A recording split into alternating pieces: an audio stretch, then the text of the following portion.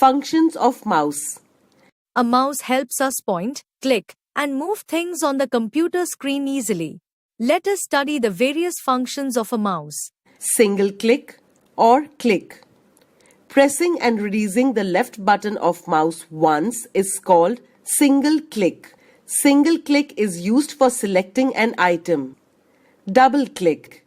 Quickly pressing and releasing the left button of mouse twice is called double click. Double click opens the selected item And makes it easy to start a program or open a file.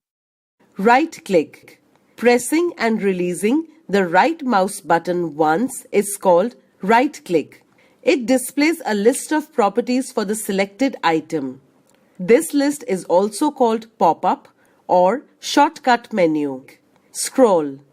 A computer mouse has a wheel in between the left button and the right button.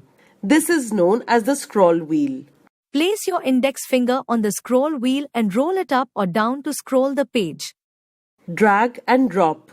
Drag means to move the mouse while keeping the left button pressed. Drop refers to releasing the left mouse button after dragging an item. It is used to move an item to another location on the computer.